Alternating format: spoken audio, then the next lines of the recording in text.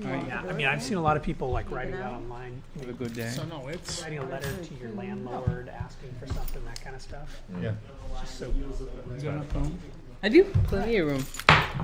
Let's call the meeting to order, and given you were last to arrive, I'll let you lead us in the pledge. Punishment. Allegiance to the flag of the United States of America and to the republic for which it stands, one nation, under God, indivisible, with liberty and justice for all.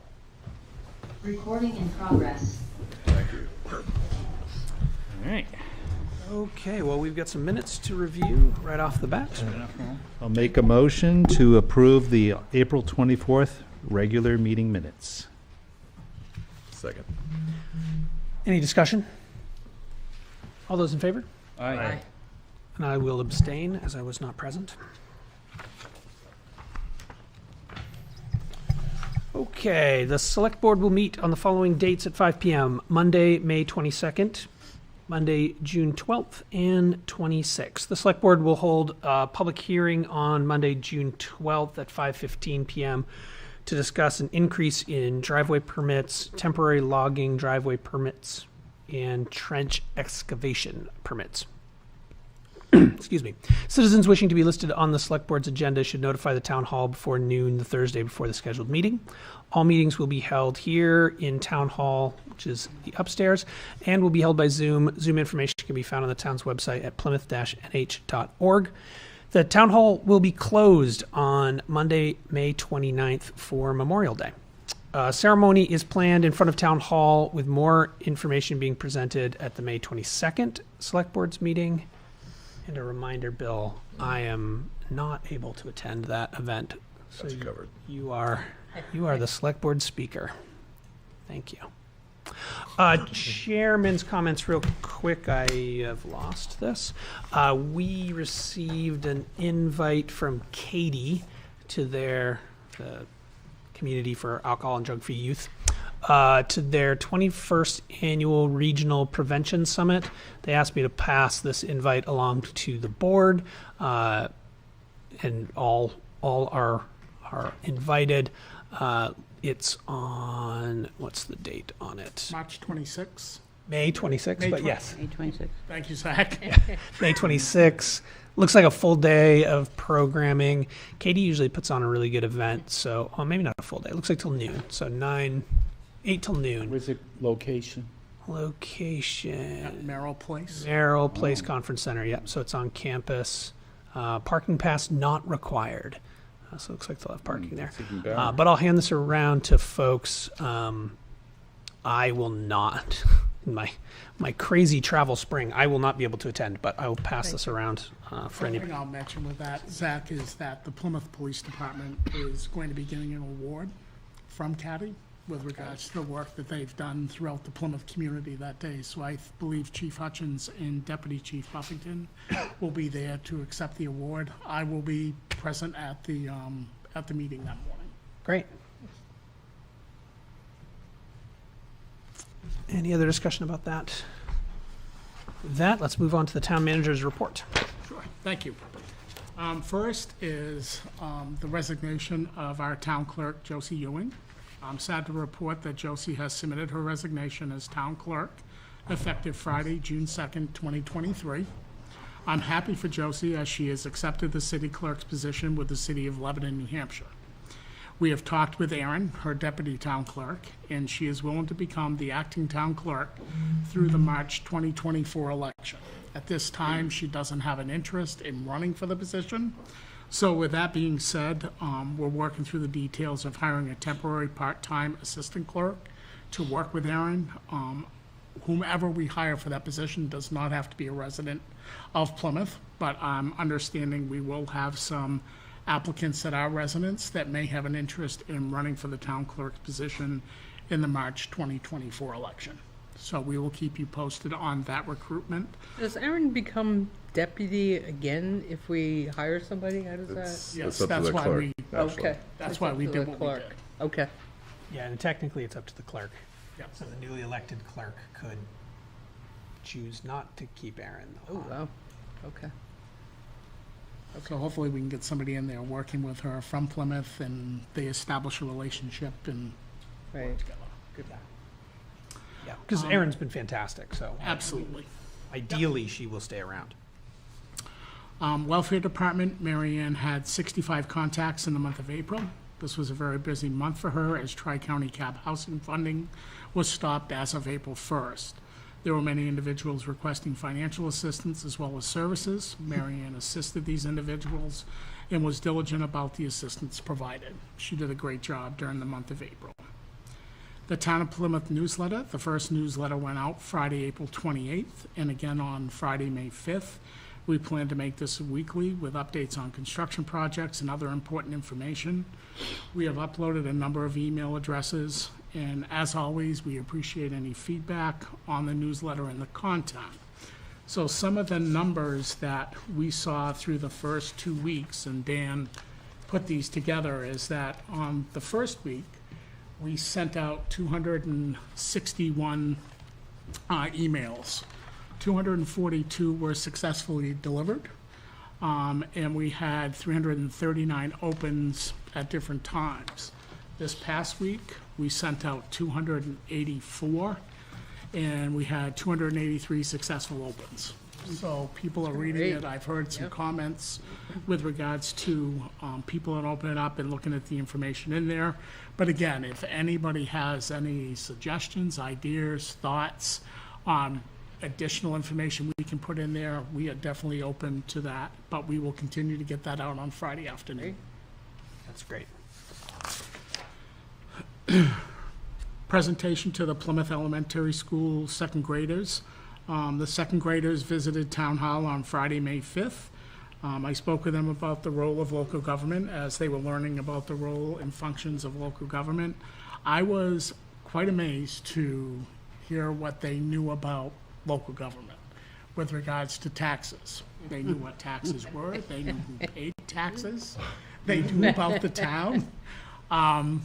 It was a great group. I think we had 33 of them in, didn't we? Yeah. That came in. We provided them some chocolate chip cookies and some water, and then they went across the street and got ice cream, and they sent them home for the day. So it was nice having them here. Leanne Stokey said you did an amazing job. They're gonna incorporate it every year. It was a so- lot of fun. I love doing those types Yeah, of for things. sure. George Kirk case update. The counterclaims that have been made by Mr. Kirk against the town have been partially dismissed. The only one left is a breach of contract, which DTC attorneys are currently working on for dismissal, which we feel very positive that that case will be dismissed as well. It looks at this point that the case will go to trial in November of 2023, unless the case goes to mediation before that, and we agree to mediation with Primex and with DTC attorneys. So more to come on that as that progresses. The draft Select Board strategic priorities I provided last meeting. I don't know if folks have had an opportunity to look at those or review them. Did you provide those digitally in addition? I provided, you had it digitally, everybody else had it hard copy. Do you want a hard copy? I have additional copies here. If you have an initial copy, that would be great.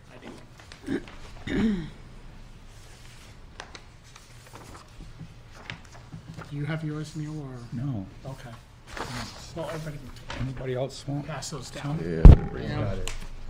Right. Read And it it's- again. At some point, I know that you'll want to go through them and take a look at them, but at some point, maybe in a future meeting, we can go through those and get those kind of nailed down so we can get them on the website to show Yeah. folks what the board's working on, what I'm working on, with regards to a host of different topics. Mary Ann, could you pass one more to Bill? Oh, yeah, sorry about that. Thank you. Thank you. Yeah, Town if of- we could plan maybe, I mean, I don't know how heavy the next meeting's agenda is, but if we could plan maybe to dig into these, that would be. Sure. Great. Sure. Thanks, Scott. Town of Plymouth delinquent taxes, payment policy, tax collector's deed extension request and payment agreement. We plan on bringing this to the Select Board on May 22nd for review, hopefully execution. And we will be meeting with Linda over the next week to gain her input on the policy that we've developed that will come in front of you. But as of today, we have just over $1 million in uncollected taxes, which everybody knows that's $2 on the tax rate. So I think it's time for us to take a aggressive stance on having a policy and getting written agreements in place so that we can show that we've done our due diligence in trying to collect those or tax deeded properties, but at least we'll have a policy in place to move forward from that point. Beautification Committee, thank you to the committee for the work they've been doing around town with spring cleanup. They've asked permission to put a park bench in beside Samaha's store in that little grassed-in area. They will fund the park bench, but just wanted to make sure that the board was okay with that. Additionally, they will be working on the cut-through over here by the post office. On May 20th, they've got bark mulch that's being delivered by Robert and his crew from Parks, and they'll be sprucing that area up before Memorial Day. Nice. Do you need a motion from us on the bench? I don't think so, as long as we've got a consensus that, We can make a motion. Want a motion just to formalize it? Yeah, sure. I'll make a motion that we approve the introduction of a park bench next to Samahas as described. Second. Any discussion? All those in favor? Aye. Any opposed? Plymouth Police Department. We received letters from both the Ashland Wilderness Police Departments acknowledging the assistance of Corporal Nick Raymond with a domestic violence incident of a woman threatening to harm herself, and any responding police officers with a butcher knife. Both agencies acknowledge Corporal Raymond's level of professionalism and his ability to assist with such a dangerous and hostile situation, which was de-escalated with a successful outcome. So I just wanted to mention that Nick did a great job, and it was acknowledged by both departments. And Nick has a great way about himself to be able to go in and have those conversations and de-escalate the situation. So kudos to Nick. Plymouth Fire Department. The department is happy to announce the hiring of full-time firefighter Shay Fucci. Shay has been a student firefighter with the Plymouth Fire Rescue since fall of 2022. Shay is currently attending Lakes Region Community College for Fire Science, and Shay takes the place of Joss Fitz, who resigned about a month and a half ago. Peace Public Library. I met with Peace Public Library trustees on April 3rd, 4th, and 5th to conduct interviews for the librarian's position. We interviewed a total of 4 candidates, and on Wednesday, April 19th, I met with the trustees at their monthly meeting and discussed their 2 final candidates for librarian. Unfortunately, both candidates decided not to take the position.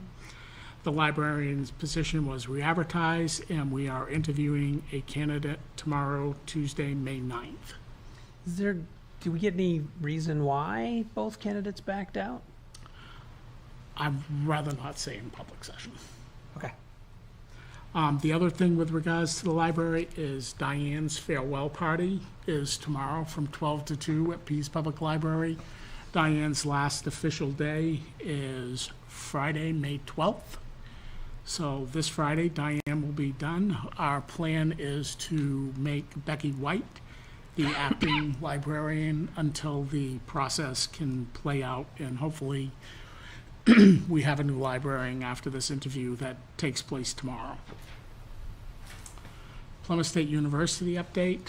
I met with Jessica Dutile. We discussed Spring Fling as a successful event with very minor issues. I think, according to the police department, it's probably one of the quietest Spring Flings that they had with regards to activity and issues that took place. Very minor issues at the concert that took place on Mary Lyon's front lawn. They were very happy with the process and how orderly it went. I should hear this week from President Burks with regards to the cluster project and who the professors are that will be on that project. The other thing is I did meet with Tracy Claiborne with regards to the LSSA agreement. And if you don't mind, Zach, I can talk a little bit about that right now if you are okay with that. once, before we move fully to that, what's the timeline on the cluster project? With the, sort of the end of the semester, is that? The timeline, Something's it gonna will kinda kick off really more in the kick off fall? in the fall, Yeah, okay. when the professors are back. They're trying to get it to kick off earlier, but some of the professors are gone that they've been trying to select to be involved in that. But it will definitely kick off in the fall. Okay. So I've done a lot of homework on the LSSA agreement and with regards to what the university currently pays in cash to the town of Plymouth, as well as the things that they do in kind for the town of Plymouth. And I had to dig deep, and I thank the department heads for working with me and provided a great deal of information. So during our meeting, we discussed the continued relationship with Plymouth State University and strengthening of the partnership.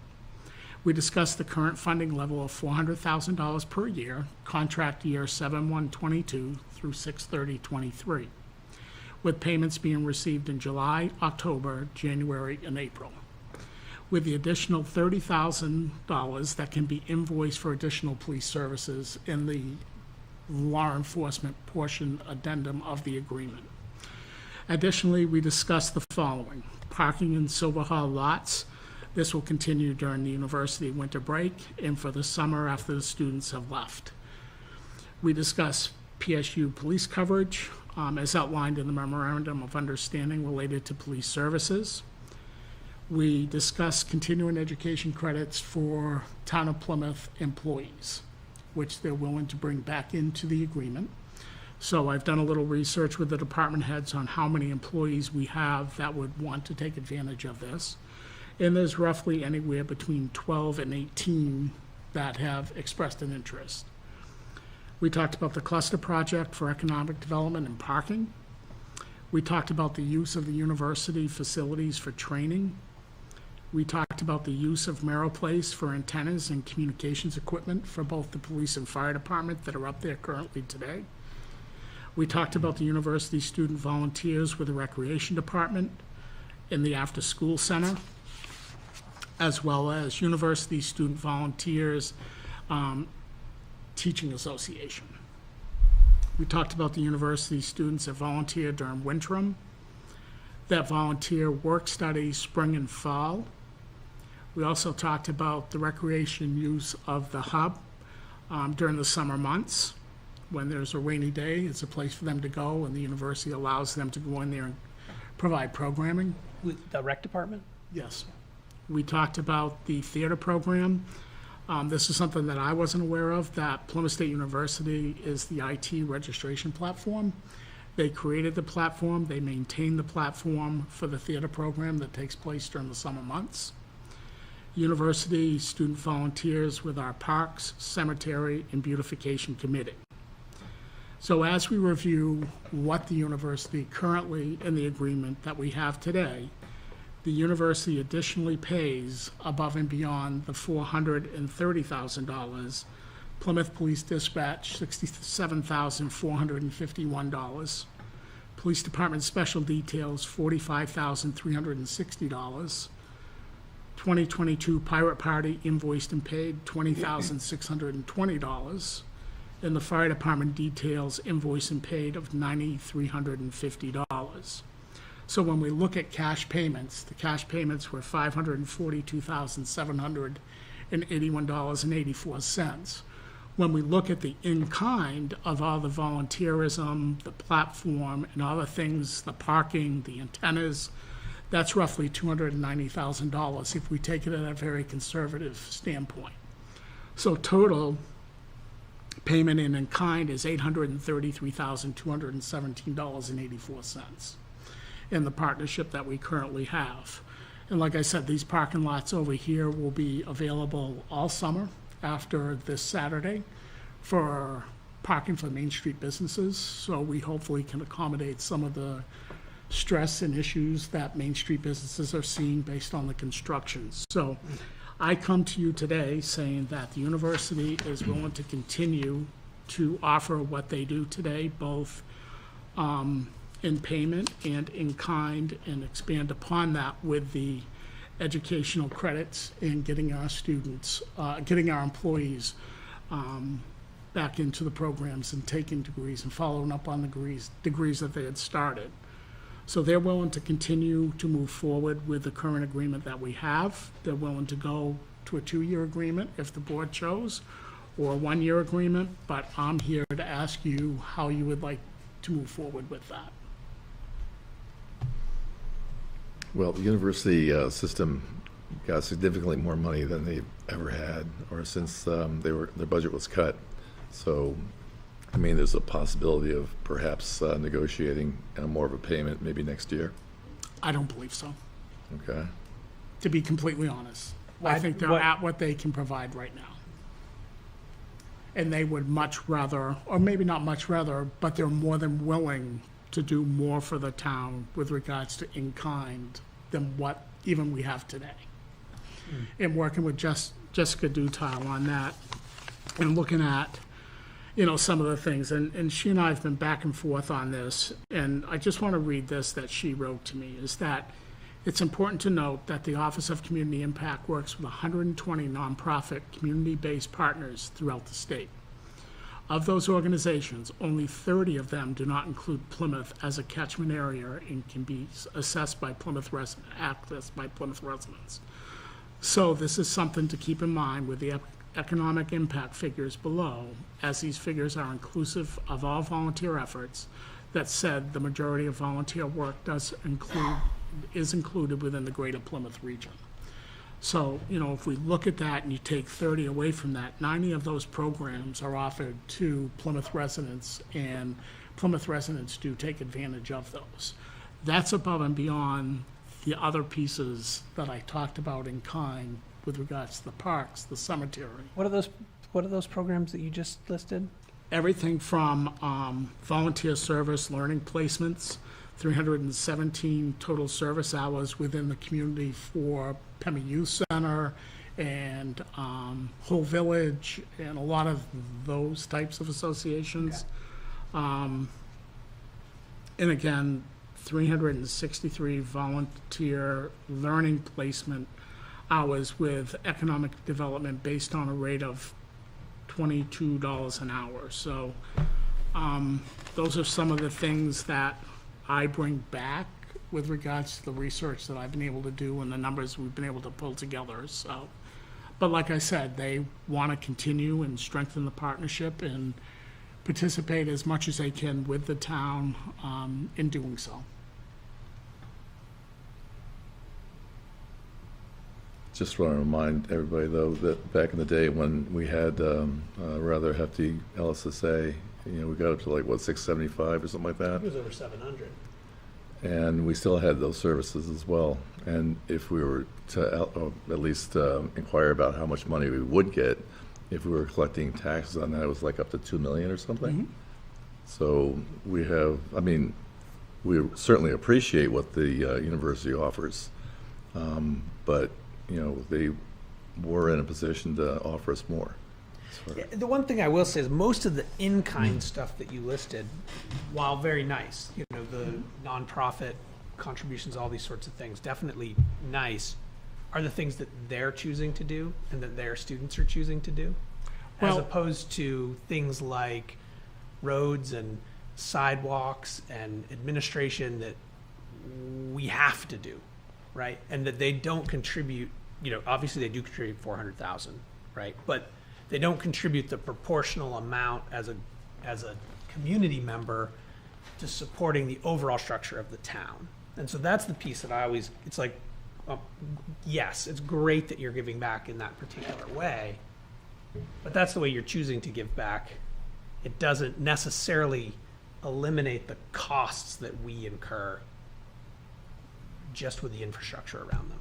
It doesn't necessarily pay for the ladder truck that's only needed because they have buildings as tall as they have.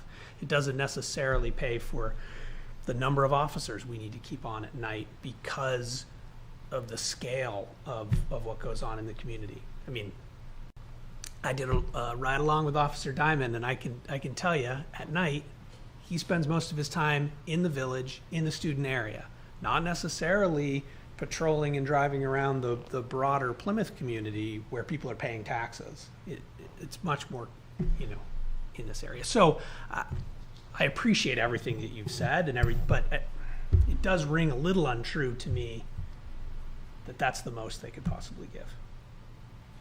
I would just hate to lose what we currently have, because Bill, you and I both know, Senate Bill 84 didn't move forward, and there's no way to mandate any payment. We can try to negotiate, we can try to get more money, but knowing any nonprofit tax exempt can walk away from the table and just say, we're all set.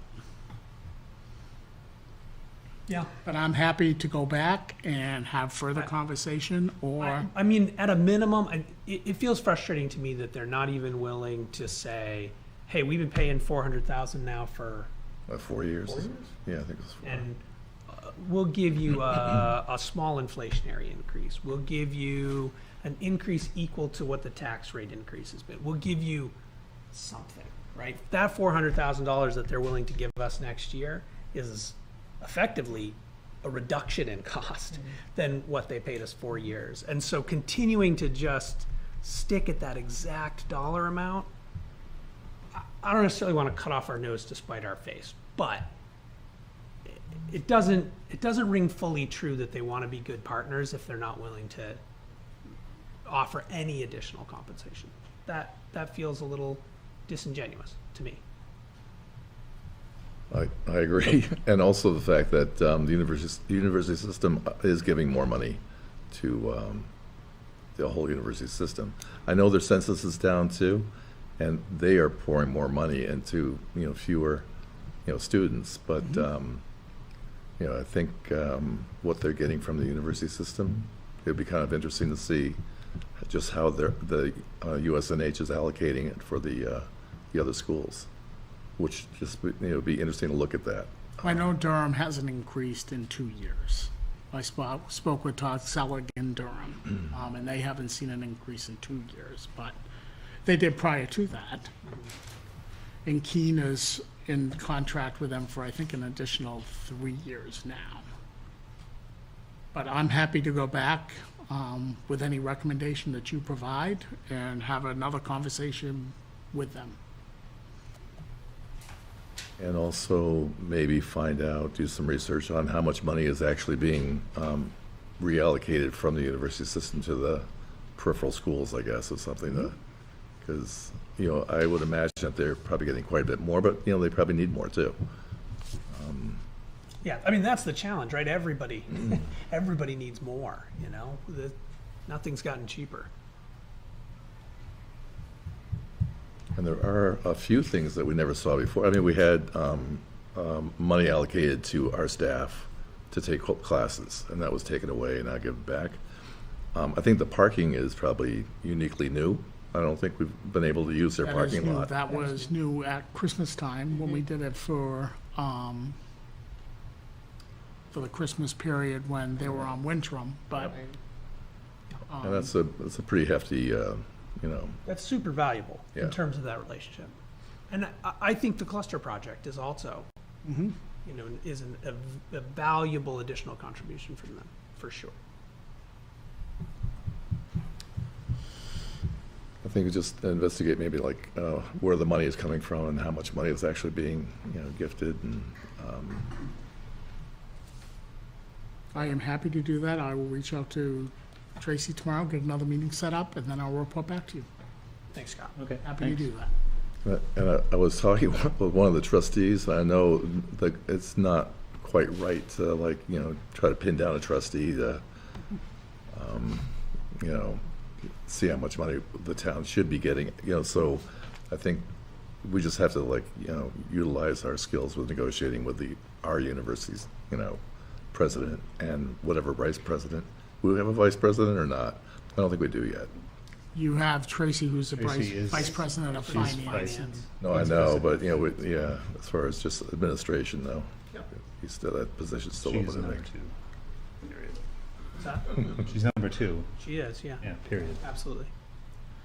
So I will take your direction and go back and meet with her. And again, Bill and I have a loud voice on this particular topic. If other people have input, we're not the only voices. True. I'm curious about the volunteer hours, park and rec, things like that. Aren't there requirements for their degrees? Well, yeah, I mean, yeah, so I mean, that's, I think you mentioned the fact that it's not really a monetary thing because we're actually a pretty nice system that they Right. could use their students to Right. be able to, put at a, Right. a municipality. And they don't have to travel. Right, It's right the here. hospital and things like that.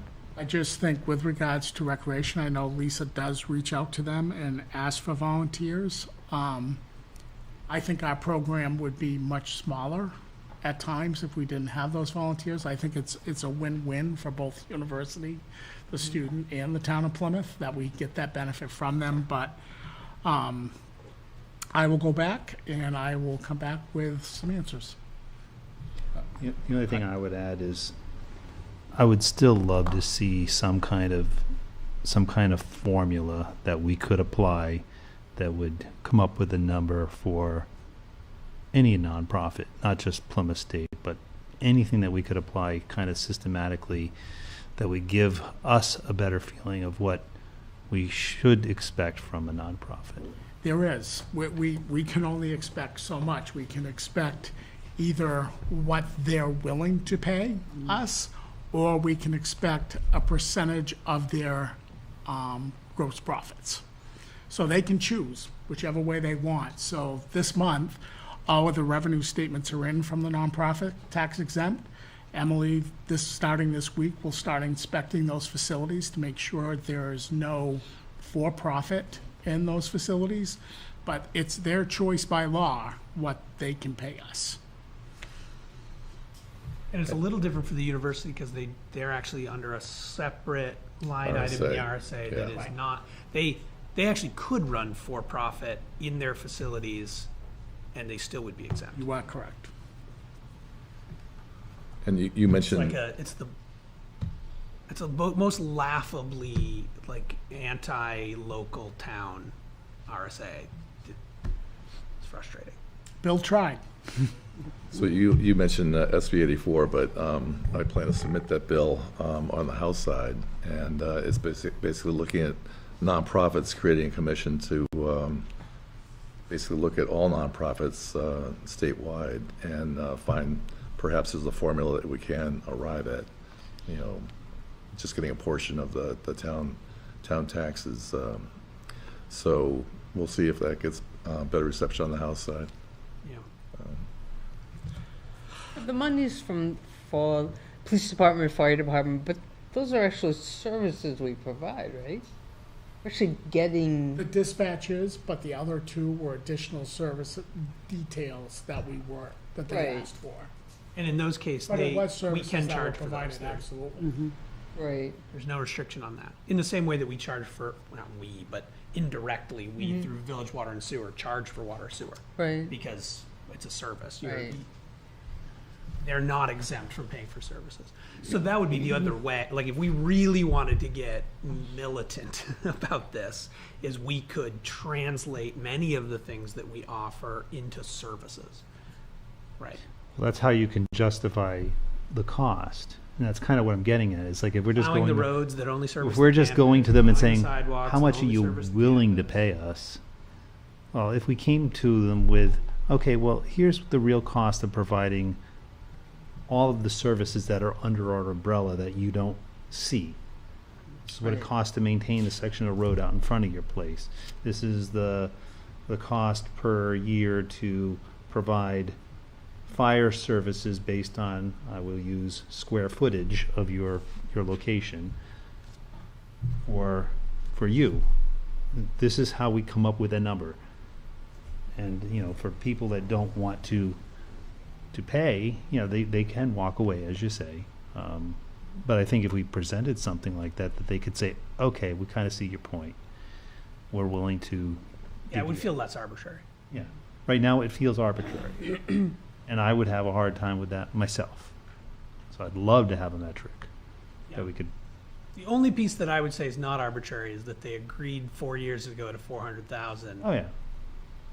Costs and taxes have gone up and they're not agreeing to a larger contribution, and that just feels, Understood. Yeah. that's the piece that, to me, it's like, well, come on. but I do agree with you. Yeah. I mean, we know it was higher and now it's lower. And I think it's actually gone down a little bit in the last few years, has it not? And why did that happen? That I don't know. Because I think that's a question we have to ask too. The is why did that renegotiation, when happen? did it go from 700 to 400? What's that? Yeah, the reason why it went from 700 to 400, I think it was basically an ultimatum. You know, we want something or nothing, so we got the something. And regarding the, coming up with a number, I mean, it technically is baked into the, the tax bill. Without perhaps the, the county, taxes or education, but everything else is pretty much accounted for. Yeah, but they're a little different than everything else. And They're different because the RSA made them different. yeah, Yeah, they're well, that's- different, so. However, though, they, one would expect that you can say the tax bill on your properties would be this much. We'll subtract the, the county home or whatever, but, so obviously they're not gonna pay a tax bill, but those are basically the services that the town offers. So. Yeah.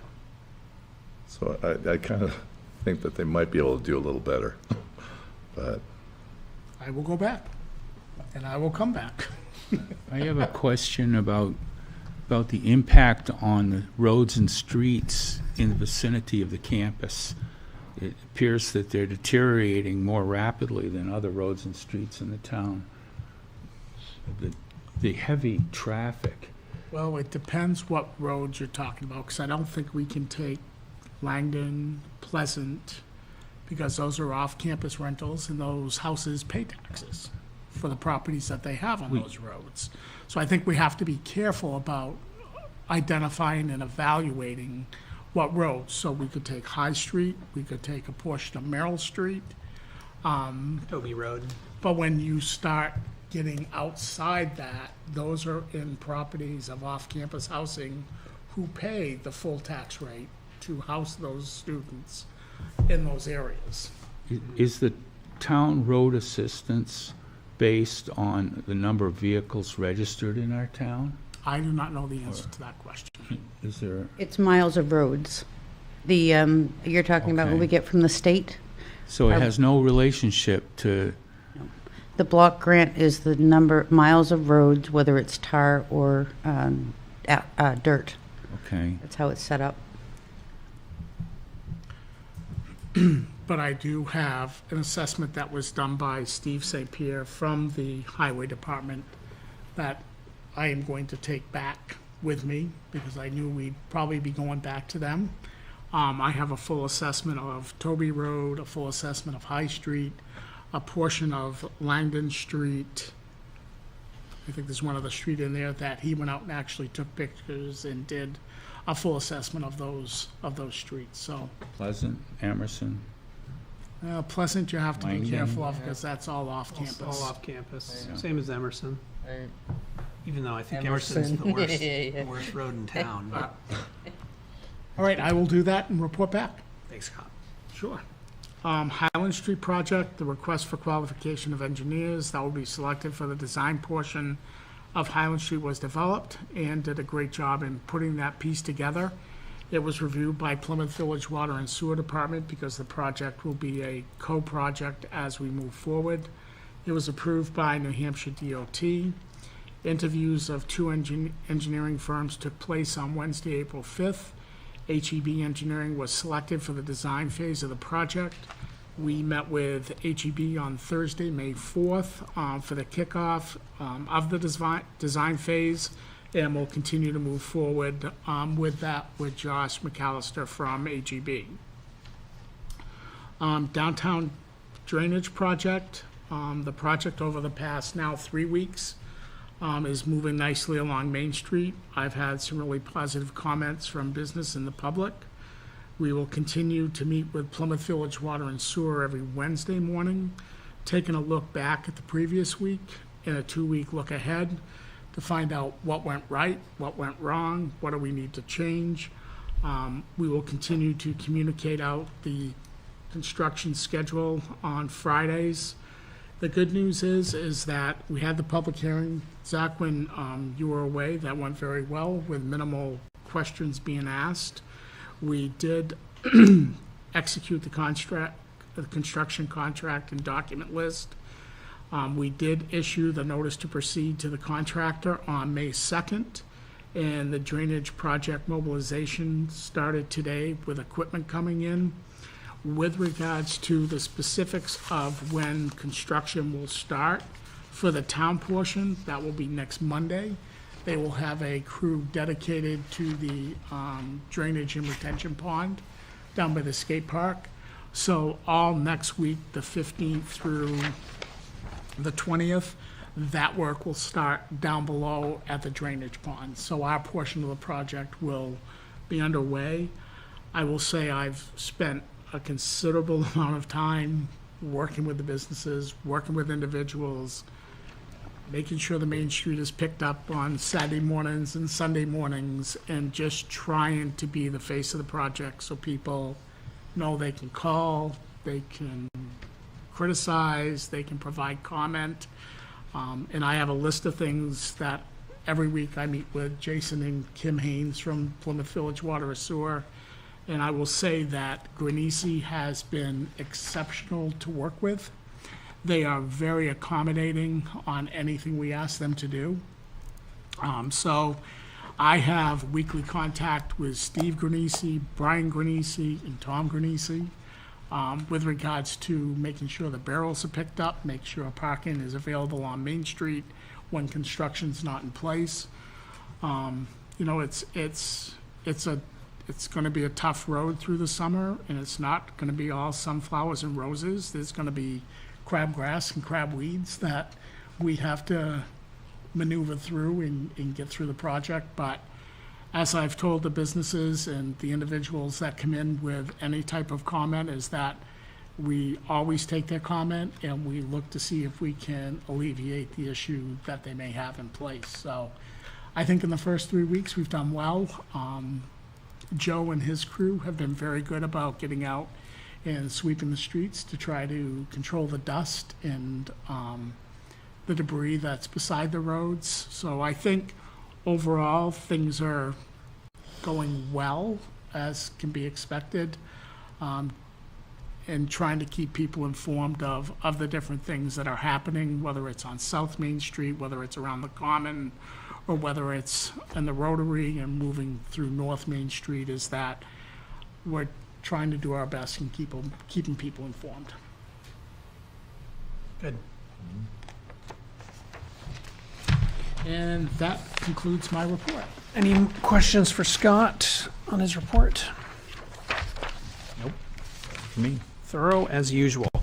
We've got a couple of appointments. The first is Slade Warner, who writes, "I'm requesting to be resworn as a member of the Conservation Commission." Slade Warner. I move that we reappoint Slade Warner to the Conservation Commission. I'll second. Any discussion? All those in favor? Aye. Aye. Any opposed? Next up, we have Amy Bailey, who wrote to Scott. Scott, I'm emailing to say I would like to serve as an alternate on the Pease Library Board, and Petro asked me to email you. Thank you. Best, Amy Bailey. I'll make a motion to appoint Amy Bailey as an alternate to the Pease Public Library trustee. Second. Any discussion? All those in favor? Aye. Any opposed? And we have a letter from Quentin Blaine in regards to alternate library trustee. Dear Scott, I would like to be appointed to serve as an alternate trustee for Pease Public Library. Please let me know if you need anything further from me in regard to my request. Thank you. Very truly yours, Quentin Blaine. I'll make a motion to appoint Quentin Blaine as an alternate to the Pease Public Library as a trustee. Second. Any discussion? All those in favor? Aye. Any opposed? So those are some appointments. We have one purchase order in front of us for a skid steer loader for recycling. So that, I do have the purchase order in front of me. The amount is $53,300. Jim did go out and seek bids from Case, John Deere. He also reached out to, Beauregard. Oh, United Construction and Forestry. no. Oh, it looked like Bobcat and Caterpillar. He also reached out to Bobcat and Caterpillar. Did not receive any information back or any quotes. The two quotes you have in front of you is from John Deere and Case. The machines aren't compatible from John Deere to Case. We currently have two Case skid steers, which have had very minimal problems and have had good response from Case with regards to the product. Case started out at a purchase price of $58,000, and after the trade-in and the snow blade, it's $53,300, where the price from John Deere was $47,500. It is my recommendation and Jim's recommendation that we move forward with Case. In the warrant article, there was $60,000 appropriated for this purchase, and keeping in line with the current equipment that we have, Jim recommends that we move forward with the Case skid steer for the price of $53,300.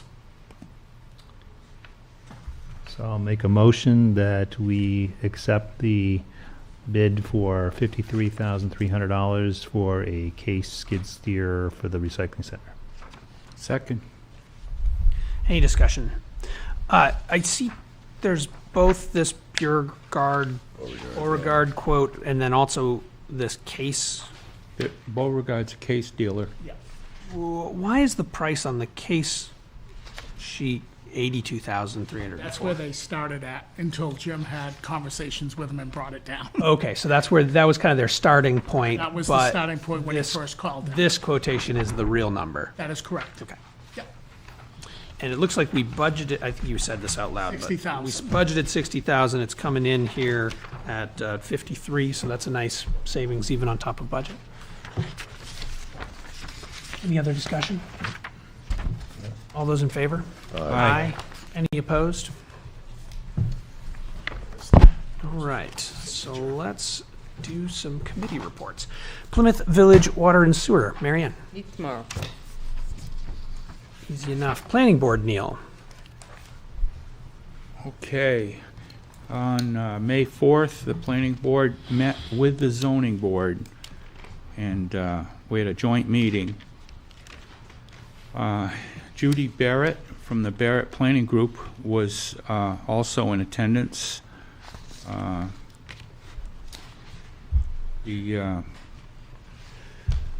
We had a broad discussion regarding criteria applied to conditions and plans of an applicant, findings of fact, and ordinance formation and definition, planning policy and zoning enforcement of ordinances. We discussed clarification on variances, off-site parking, special exceptions, code enforcement, diminishment of value in neighborhoods, and zoning board chair Dave Kent wants to move special exceptions to variances and revisit a number of square feet per person required. And they also discussed the slope of Main Street and the 35-foot height limitation. It's actually not a very large area that the slope of Main Street is a, major factor. Then we moved on to the housing study project. We discussed demographics, needs of assessment, town's regulatory network. On June 7th, there's going to be a meeting to present findings to the planning board. from Barrett, the Barrett Planning Group, which is also doing surveys. And there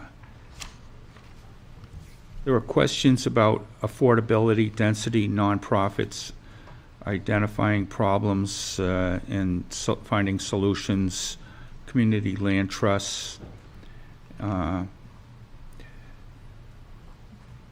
the type of heating that people are using, tax-exempt property, flexibility in density, subsidized developments, federal home assistance, market pressure, current zoning on Tenny Mountain Highway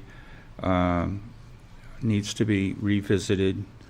There was also that they moved on to discussion of Mountain View Farms development on Fairground Road, which is a cluster residential development proposal.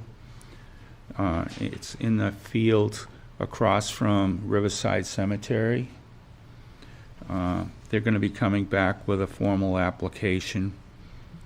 Then there were more questions about letters of credit and bonds and banks and insurance companies, and maybe suggested changes in those requirements.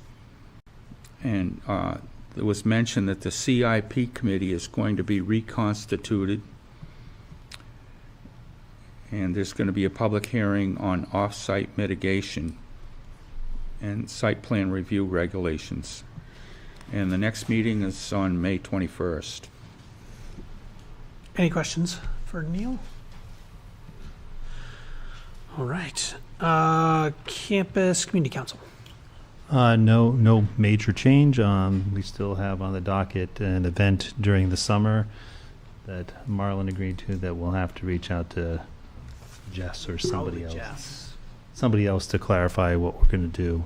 Other than that, the next normal one would be sometime in early to mid-fall. Okay. And Plymouth School District. Well, I attended this one on the 1st, and the fairly lengthy principals report. Enrollment is steady, they say, at 416, with an average of 12 to 18 per class. Is that my pen? Yes, and these. They were talking about teaching assignments. Obviously, as the enrollments to different classes change, they move teachers around to cover where there's a peak here and a lull here. They adjust. But there was a fairly good discussion on an event that happened on Tuesday, April 4th. That was some kind of threat made inside the school, and they were talking about the participation they got from Plymouth Police and how well that went. They involved police, DCYF, the resource officer, To you or Ann? and to wrap it all up, they did figure out that there's some things they could do better, and especially in terms of communication. That you never know until you're actually hit with it, so to speak. Where your faults, or I shouldn't say faults, but where your weak points are. So they did learn a lot through that. There was, in one of the open floors, they did have an individual who brought up their concerns. They cited other places and what they did. I didn't get detailed notes on that because she was speaking quickly, but you can probably watch it online for more details. But in the long, they did learn some things, and they're going to make some improvements so that if they have a situation occur in the future, that they'll be a little bit better prepared for that communication piece. They did also talk about, they had an event there that PSU Dining hosted for the staff. I think it was on campus, and that went well. They talked about planning session for the PTA on that occurred last Wednesday. Talked about some sports activities, baseball teams having a couple of games under their belt.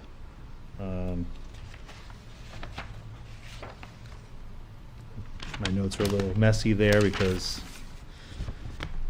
they did go into a facilities update. They have an end of year balance and they have a little bit more than they expected. So they're going to use that to knock off some items on their capital improvement plan. Fire doors, entry concrete, culvert issues, septic pipes, similar to what we had happen in here. They're doing over at the elementary school. Some painting in the gymnasium, classroom rugs, a number of other different little things, but they're using that to fund their CIP. They still expect to have some money to give back at the end of the year. They're going to use some ESSER funds to apply to the library remodel. That's where they're going to glass in that area around the library to make it a quieter space. They're going to take out a lot of that old furniture, replace it with newer things. They're going to hopefully take some of those bookshelves that they have in there now and reappropriate them to classrooms, and anything that they can't use, they would, they talked about giving it to other schools that might need it. Let's see what else we have here. They have the new boilers are ready for work, but they were just waiting for the weather to be warm enough so they didn't actually need them. They got a SAFE grant to put a film on the windows to make them, at least first floor windows, which most of them are, to make them bullet resistant. And they talked about a new swing for the middle school to be out behind the building. I forget the exact location, but right now they have more or less a parking lot with a couple of hoops in it, so they're providing something else out there. And they did have a special call out to Gary Miller, who got a lot of stuff done during what was their spring break. And that is the level of detail that I have for that. Perfect. Did you happen to attend the high school? Yes, I have detail for that too. Thought you might. So I went to the high school meeting. Most of this one was very brief. A lot of it was on the principal's report. They're talking about the construction for the bathrooms, and I couldn't get the details here, but there's, one. They're talking about shutting down a small part of the building a little bit early to allow this work to complete over the summer. Basically, from what I recall, the north wing, they're going to basically get everybody out of there a little early, so they requested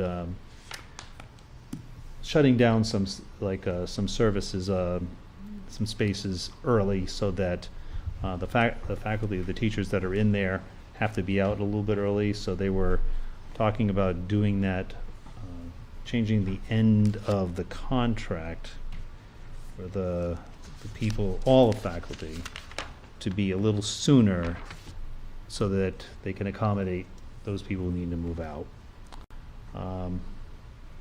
So the bathrooms, they specifically call out, there's 2 in the cafeteria area. Northwest shut down 1 room. A lot of it I can't really remember the details to, so apologies. They did talk about a prom meeting that was on Thursday of last week, yes. In preparation for the prom being down at the Concord Marriott. They also said that next year they're going to be moving that to Owl's Nest because A, it's closer and probably provides a lot more flexibility for them in terms of how they host it.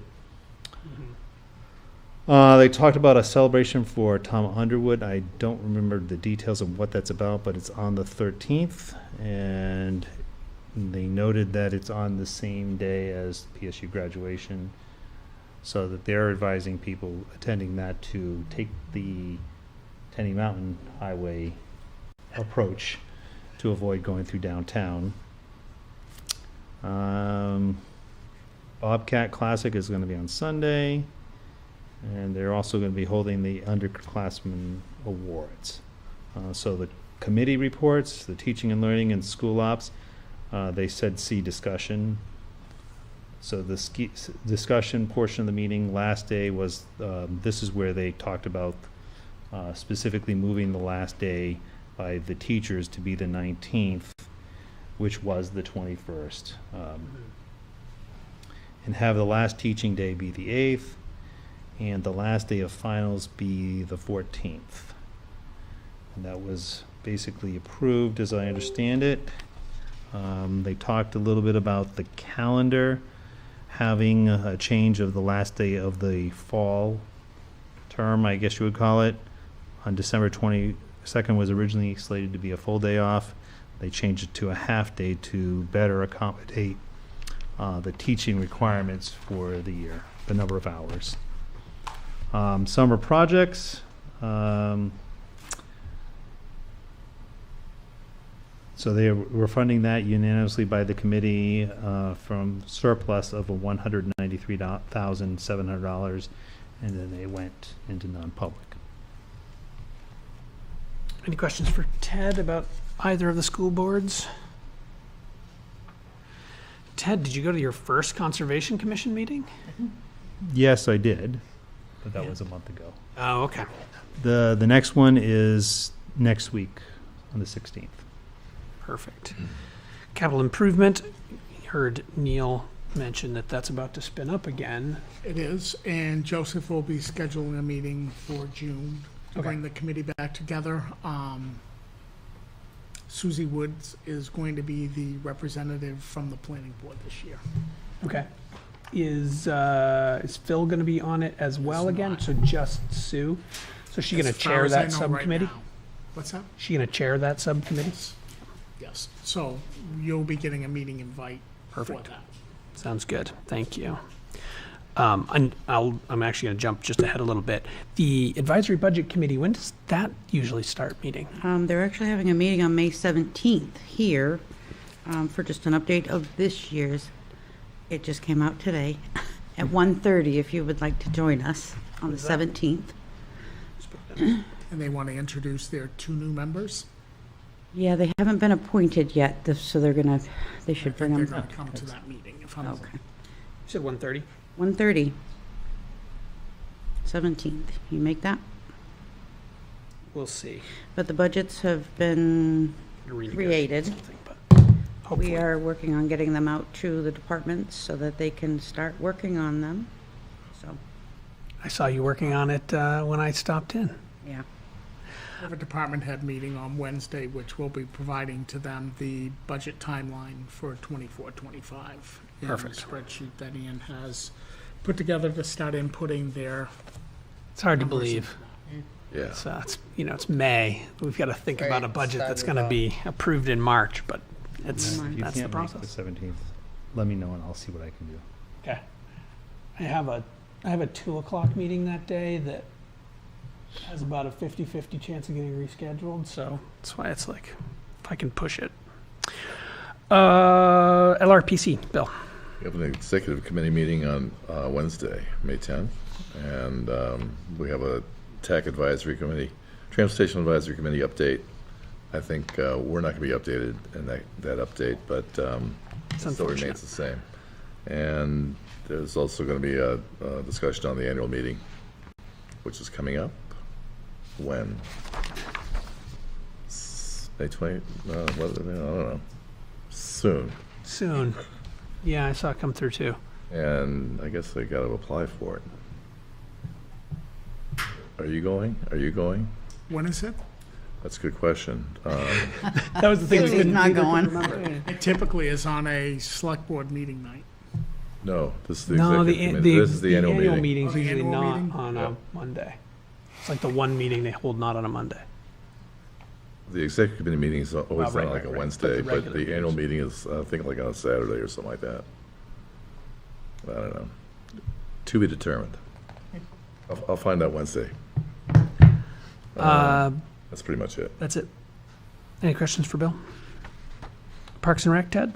There's no meeting on the calendar, but I know they normally hold one in the summer. It's usually in August. I don't have any details at this time.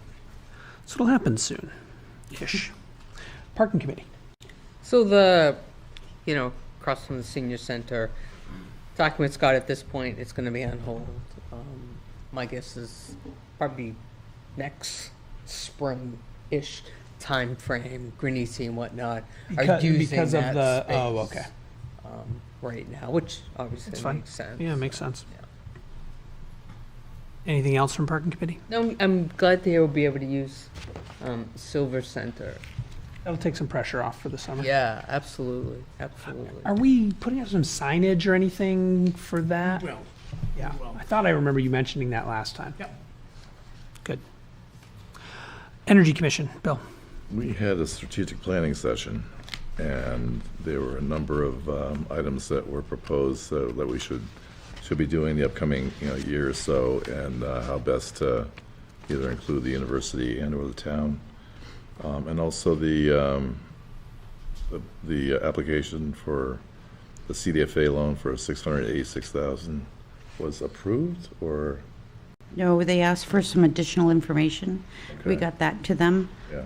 And they were supposed to have a meeting, I thought, either last week or this week with their credit team and let us know at that point. oh, okay. We don't have anything yet. And there's no difference in the loan percentage? The rate is still at 3% as Okay. far as we know right now. All right, perfect. Maybe I can buy a new car with that, okay? I mean, I'm only kidding. For some reason, it prompted me to remember, we should probably put temporarily the building assessment subcommittee on the agenda to just check in on how that's proceeding. We should have a report in 30 days from the Turner Group for the police department and the Yeah. fire department, but absolutely. That's what, yeah. And I knew that once we get past that, we want to involve someone from the Energy Commission in that group, so Yeah. just made me think of it. Economic Development Committee, we talked about the cluster project. Anything other than that? No? No, be on hold till. We also talked about PSU negotiations, so Chamber of Commerce. Nope, no update there. I think the next meeting is this Thursday, coming up Thursday morning. Okay. They're having a scavenger hunt, hoping to raise some money. Scavenger hunt. I believe it's the end of May. Actually, I brought May 20th. Okay, May 20th. You pay $50. It looks like really interesting. I'd like to go to it, but I can't, so, What's the story with it? Yeah, so obviously scavenger hunt. I think starting at not town line, edge of town. yeah. And going from there all over the areas, the catchment that they cover, visiting businesses and whatnot. They haven't been part of the details. I don't know if it's a matter of just showing up, get sort of punch card, fastest person, not quite sure of those It details. says trophies for first, second, and third, but I don't know, what does Right, it I mean? don't know what first, second, or third means. So you're a member of the Commerce? I'm not. You're not? Okay, we are, and also Transport Central. So you can get like 2 cars going. Yeah, but I want to know what the prizes are. I mean, anybody can do it. Yeah, You don't have to be a member. maybe give a little, Ice me. yeah. Very interesting. Moving past Chamber onto PEMI Regional Local Advisory Committee. And Erlac? Erlac. Okay, we had a meeting on April 25th at the library. We approved our minutes from the last meeting. Cheryl Howard was elected the new chair, and Judy Farron is the vice chair. She was formerly the chair, and there's no secretary. It was tabled at this time. We That reviewed, means that I'm still the secretary. you're the secretary, you're the, Yeah, Okay. yeah, that was, Sounds like a trick. we reviewed permit applications from Pemmy Shores, it's a campground in New Hampton on the Pemmy River, and they're doing some work that needs to be watched. Got into a wetland with a bulldozer. And RMI, Resource Management Incorporated, has a facility on Route 132 on the Pemmy River. It's basically a sewer sludge facility, and they're applying for a permit to put in a containment system. They're located in what formerly was one of Ambrose's sand pits.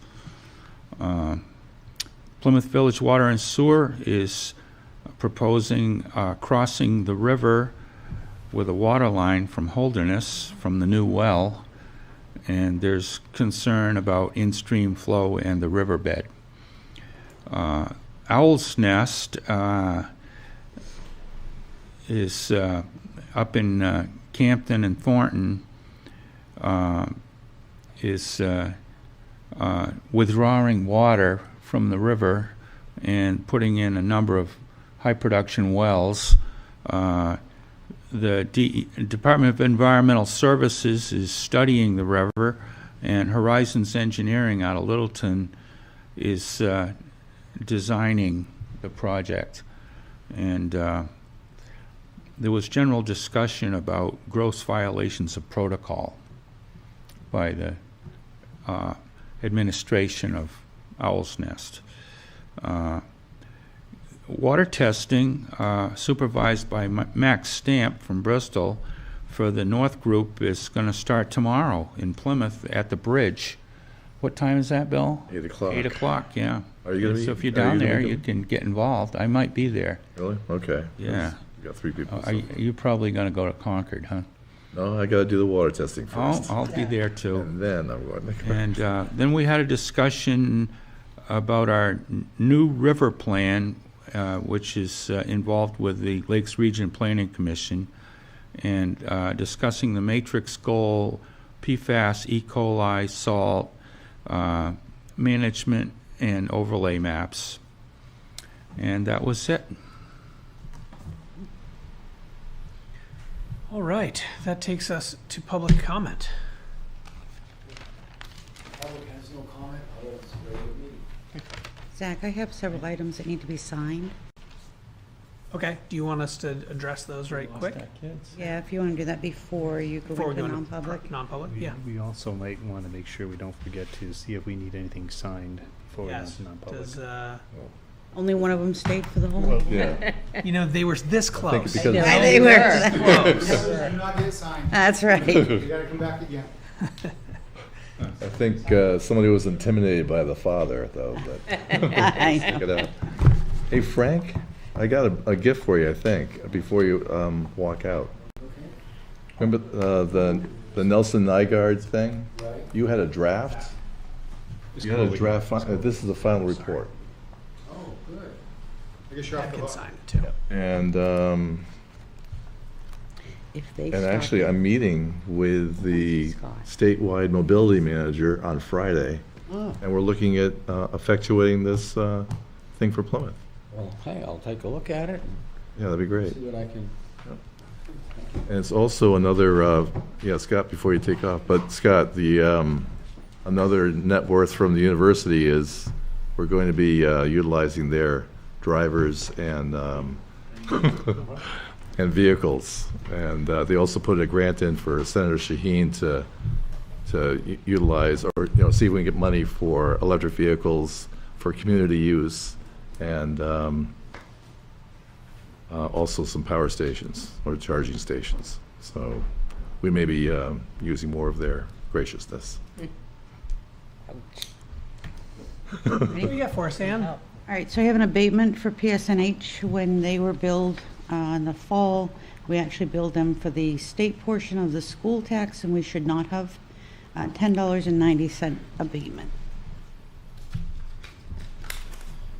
The next item I have is an elderly exemption. The applicant meets all requirements for the tax year 2023.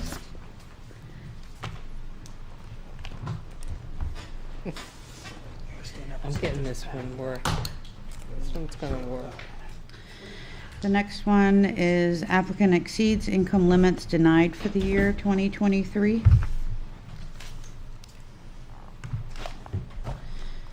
Next item I have is a original warrant for yield taxes in the amount of $644.76. Two places to sign on those, please. The next one is another warrant for yield tax, $507.52.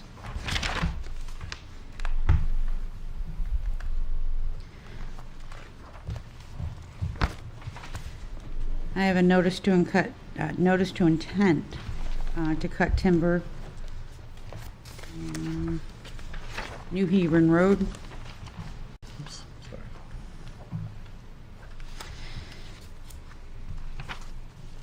I have another original warrant for gravel tax. This is free. $320. Okay, it's getting worse and worse. I have a personal action form for Town Manager Whedon for the 3% increase, 2.5% increase, sorry, for the July 1. I have another notice of intent cut or wood. This is, what road's this on? Texas Hill Road. A lot. Yeah, well, I was up to the top here. Go ahead. The next item, and it should be the last item to sign, we had a piece of property that the town of Plymouth, in 2009, 15, and 16, the owner of the property actually qualified for a tax relief.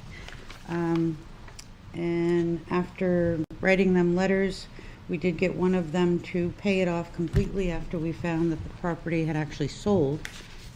So I did receive a check last week of $9,500. So that's a release. There's 3 places to sign in there.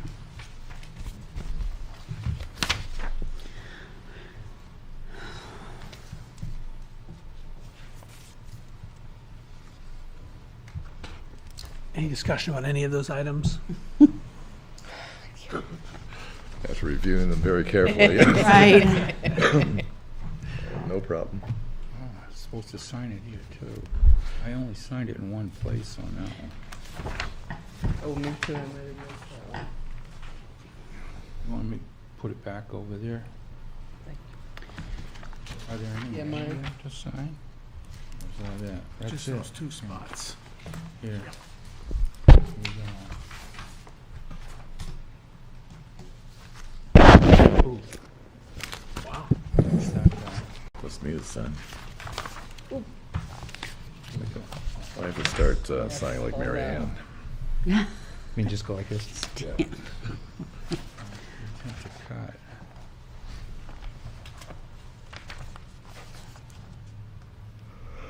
John Moulton.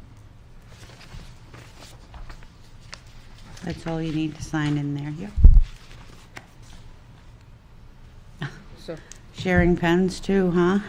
Neither of us. Well, Marianne was Row. prepared, but, oh, With a pencil. shut up. Sorry. These newfangled. Are we inappropriate? newfangled things. I mean, I failed the first time I tried. Worked that time though. I did have a little bit of a panic when I went to the high school meeting. You didn't have one? I was like, oh crap, I don't know where I have a pen, so nice I found a paper. red one. Mm. It didn't work Good with stuff. Well, I was thrown off tonight because I didn't have my truck. So usually my pen's waiting for me right there.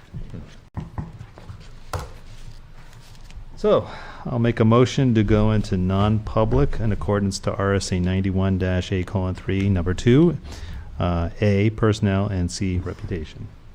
I'll second. Man. Sorry. I'm too quiet. Neil, your vote. Aye.